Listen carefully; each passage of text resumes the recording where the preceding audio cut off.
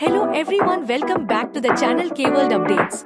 Guys, आज मैं आप लोगों के लिए एक न्यू ड्रामा एक्सप्लेन करने वाली हूँ जिसका नाम है एज ब्यूटीफुल एज यू। तो अगर आप लोग हमारे चैनल पर नए आए हैं तो इस वीडियो को लाइक करके चैनल को सब्सक्राइब जरूर कीजिएगा। Thank you.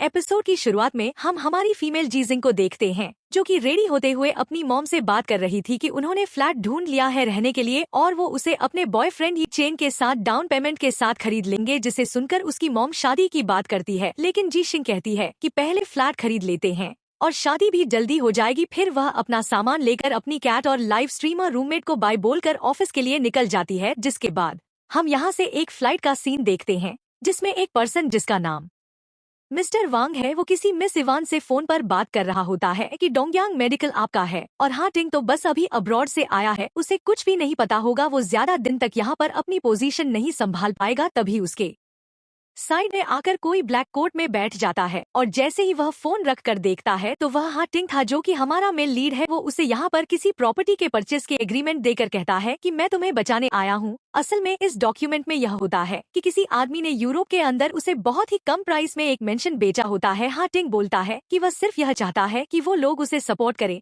तो आगे डोंगयांग मेडिकल के प्रॉफिट से वह ऐसे कई सारे मेंशन खरीद सकता है। जो सुनकर वांग यहाँ पर हान की बात मान लेता है। दूसरी तरफ हम जीजिंग को देखते हैं, वो ऑफिस जाने के लिए जैसे मेट्रो स्टेशन पर पहुंचती है तो उसे पता चलता है कि वो स्टेशन तो बंद है। टैक्सी के लिए भी बहुत ज्यादा वेटिंग थी और उसे ऑफिस जाने के लिए देरी भी हो रही थी, इसलिए वो साइकिल पर बैठकर ही ऑफिस जाने का डिसाइड करती है। यहाँ से फिर हम हाँ टिंग को देखते हैं जो कि हाँ टिंग की कजिन होती है। वो उसे कॉल करके बोर्ड मीटिंग में टाइम पर आने के लिए कहती है, पर तभी उसका सेक्रेटरी उसे आकर बोलता है कि मिस्टर वांग नहीं आ रहे हैं। हान बोलता है कि मैं फोन रखता हूँ क्योंकि अब तुम्हारा काम बढ़ने वाला है, तुम्हें लगता है लोगों को बहुत सारे कॉल करने पड़ेंगे। फोन रखकर हम देखते हैं कि वो कार के अंदर कुछ डॉक्यूमेंट पढ़ रहा था तो उसका सेक्रेटरी उसे कहता है कि आप इतने टाइम बाद एक्सिंगैंग वापस आ रहे हो और आपके ग्रैंडपा आपको जेमिनी डोंगयांग के लिए सपोर्ट कर रहे हैं, लेकिन इस बोर्ड मीटिंग में भला आप क्यों नहीं आए। वह अब डॉक्यूमेंट देखते हुए कहता है कि मैं अगर इस बोर्ड मीटिंग में खुद से ही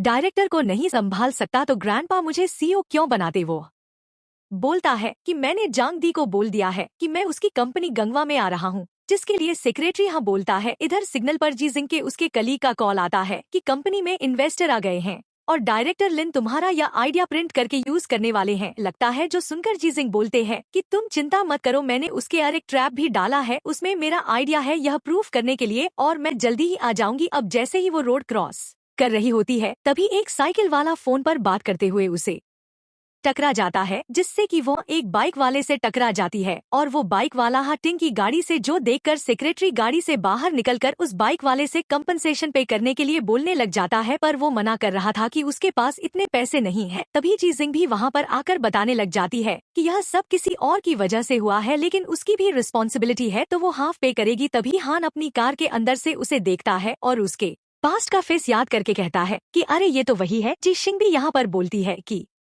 मैं अपना कॉन्टैक्ट नंबर देकर जाती हूँ और तुम मुझे कॉम्पेंसेशन कितना पे करना है ये बता देना। हान भी यहाँ पर अपने सेक्रेटरी सॉन को नंबर लेकर उन्हें जाने के लिए कहता है। जो सुनकर जीजिंग बड़े गौर से कार के अंदर देखने की कोशिश करती है, लेकिन वह देख नहीं पाती कि अंदर कौन है। अगले सीन में अब टेक्नोलॉजी की मीटिंग होती है जहाँ पर वो लोग एक डेंटल रोबोट को टेस्ट करके देख रहे होते हैं। यहाँ पर हाँ थिंग भी बैठा हुआ था। एम्प्लॉय अपने टीथ का डायग्नोसिस अपने सामने करके दिखाता है और उसने जो मेडिकल रिपोर्ट कुछ दिन पहले हॉस्पिटल से किया था वह भी दिखाता है जो कि सेम था। तभी जीजिंग लेट होने की वजह से वहां पर पीछे आकर बैठ जाती है और यहाँ पर वह एम्प्लॉय जीजिंग का यह पूरा प्लान बोल रहा होता है, लेकिन जीजिंग ने बीच में एक एल्गोरिथम पीपीटी डाला हुआ था जिसके बारे में उसे कुछ भी नहीं पता था, जिसे वह स्किप करने की कोशिश करता है। पर हाँ थिंग उसे यह चीज एक्सप्लेन करने के लिए कहता है तो वह बहाना बनाने लग जाता है। जो सुनकर हाँ कहता है कि यह प्रोजेक्ट तुमने नहीं बनाया है और किसी ने उसे बनाया, उसे बुलाने के लिए कहता है। इसीलिए अब जीजिंग सामने आती है जहाँ पर जैसे ही वह हाँ टिंग को देखती है तो वह एकदम शॉक रह जाती है, पर फिलहाल के लिए वो अपने काम पर फोकस करती है। वो अच्छे सारी चीजें एक्सप्लेन करती है अपने प्रोग्राम के बारे में, जिसे देखकर हंती को पुरानी मेमोरी याद आ जाती है जब जीशिंग ऐसे ही स्पीच दे रही थी और वो एक टीम में थे किसी एआई प्रोजेक्ट को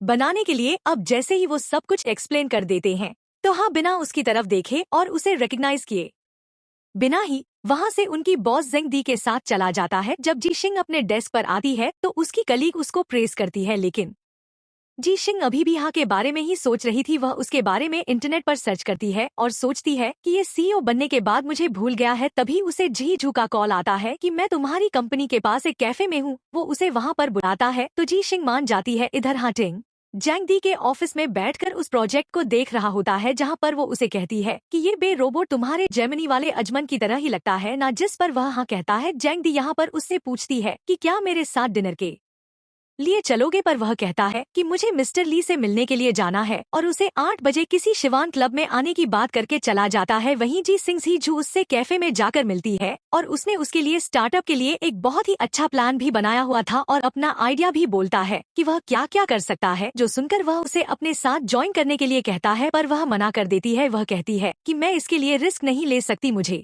फ्लैट खरीदना है। तो वह उसे फिर से मनाने की कोशिश करता है। वह बोलता है कि तुम जब इस प्लान में अपने आइडियाज रही थी तभी मुझे तुम्हारा पैशन फील हुआ और क्या तुम हमेशा ही एक लाइफ टाइम एम्प्लॉय बनकर रहना चाहती हो। अब वह इससे पहले कुछ बोल पाती तभी उसे जंग दी का कॉल आ जाता है। वो उसे बोलती है कि शाम को मुझे अपने लोकेशन सेंड करना, मैं तुम्हें किसी इम्पोर्टेंट पर्सन से मिलवाने के लिए लेकर चलूंगी और थोड़े अच्छे से ड्रेसअप होकर आना। जिसके लिए शिंग खुश होकर हाँ बोल देती है। अब वो घर जाकर अपनी रूममेट से अपना मेकअप करवाती है। वो यहाँ पर सोचते है कि बॉस उसे बाहर लेकर जा रही है तो आज की प्रेजेंटेशन की वजह से खुश होगी। तभी उसकी फ्रेंड लिली भी वहाँ पर स्वैग के साथ एंटर करती है। जयशिंग उसे डिनर के लिए रेडी करने में हेल्प करने के लिए बोलती है और अपनी बॉस के बारे में भी बताती है कि वो ऑलमोस्ट हमारी एज की है लेकिन उसकी खुद की कंपनी है। तो लिली बोलती है कि ठीक है, मुझे समझ में आ गया है। वो उसे अपना मेकअप क्लीन करने के लिए कहती है और यहाँ तक कि उसकी ड्रेस भी चेंज करवा देती है। रात को अब अच्छे से रेडी होकर जिशिंग रोड पर जांग दी का वेट कर रही थी। तभी वो वहाँ पर उसे पिक करने के लिए आ जाती है जहाँ वो उसे बोलती है कि तुम कंपनी के अंदर 3 साल से काम कर रही हो ना। जिस पर वो हाँ कहती है जहाँ पर वो उसे प्रोजेक्ट बे के लिए प्रपोज करती है और बोलती है कि हम जहाँ पर जा रहे हैं वहाँ पर अच्छे से बिहेव करना। वहाँ पर तुम रेने हॉस्पिटल के चेयरमैन को हमारे प्रोजेक्ट के बारे में बताना और उनसे कोऑपरेशन के लिए अप्रूव करवाने की कोशिश करना। अगर तुमने कर लिया तो तुम्हारा बोनस डबल हो जाएगा। जो सुनकर जी जिंग खुश होकर हाँ बोलती है। इसके बाद हम क्लब में कुछ लोगों को कार्ड खेलता हुआ देखते हैं जिसके अंदर हाँ भी होता है जहां उसे सपोर्ट करने के लिए मिस्टर ली बोलता है कि तुम्हें तुम्हारी कजिन के साथ मिलकर काम करना चाहिए ना, जिससे हम इन्वेस्टर को अच्छा फायदा होगा। दूसरे लोग भी यहाँ पर उसे सपोर्ट करते हैं और खेलने लग जाते हैं। तभी वहाँ पर जांग दी जी जिंग को लेकर आ जाती है जहाँ पर वह हाँ को देखकर फिर से शॉक हो जाती है। हाँ टिंग भी उसे देखकर हैरान था पर वो कोई भी रिएक्शन नहीं देता। जंग दी अब यहाँ पर जीशिंग को सभी लोगों से इंट्रोड्यूस करवाती है कि ये उसकी बहुत ही ज्यादा अच्छे एम्प्लॉई है और उसे मिस्टर जाओ की साइड में बैठा देती है जहाँ पर इन सब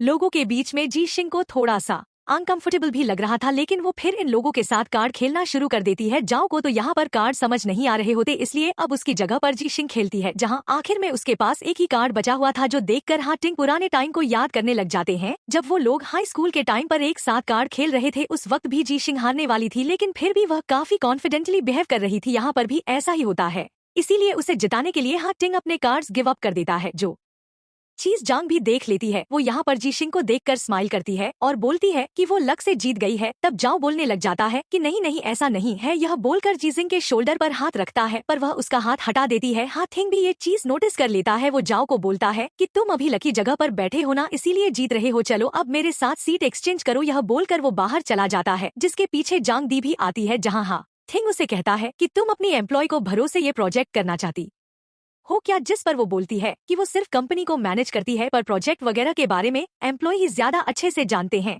इसीलिए वो यहाँ पर उसके बारे में इंट्रोड्यूस कराने के लिए जिशिंग को लेकर आई है। इधर जिशिंग अपने रोबोट के बारे में सभी को बता रही होती है लेकिन कोई भी ध्यान नहीं देता। तभी वो जाओ के फोन पर एक कार्टून का कवर नोटिस करती है और बताने लग जाती है जैसे उस कार्टून में वह एक ही बार में सब कुछ स्कैन कर लेता है वैसे ही हमारा रोबोट भी है। जो सुनकर सभी लोग उसकी बातों में काफी इंटरेस्ट दिखाते हैं तो वह उन्हें काफी अच्छी सारी चीजें बताने लग जाती है। इधर हाटिंग जांग दी से जीशिंग को यहाँ से भेजने के लिए कहता है कि वह प्राइवेट मीटिंग है और उसे पसंद नहीं है कि स्ट्रेंजर्स यहाँ पर हो, जिस चीज के लिए हाँ बोलती है और अंदर आ जाती है। इधर जाओ से बोलता है कि यह प्रोजेक्ट तो मुझे बहुत ही अच्छा लगा और वह इस बारे में अपने डैड को जरूर बताएगा। तभी जांग दी जीजिंग को बुला लेती है और उसे टैक्सी लेकर घर जाने के लिए कहती है। जो सुनकर वह थोड़ी सैड हो जाती है कि वह अपनी कोऑपरेशन के लिए उसे मनाने वाली थी जिसकी वजह से उसे बोनस मिलता, लेकिन वो कुछ नहीं बोलकर यहाँ से चली जाती है। अब थोड़ी देर बात करने के बाद यह सब लोग भी यहाँ से जाने के लिए निकलते हैं और जाओ जंग दी से कहता है कि हम कोऑपरेट करेंगे, लेकिन अगली बार जीजिंग को लेकर आना। जिस चीज के लिए जंग दी मान जाती है तो हाथिंग स्माइल करने लगता है। अब सभी लोगों के जाने के बाद जंग दी उसे कहती है कि क्या मेरे साथ बाहर चलोगे, मुझे तुमसे ना कुछ बोलना है। लेकिन वो टायर्ड होने का बोलकर यहाँ से चला जाता है, जहाँ पर हम जंग दी की ऐसी हरकतों समझ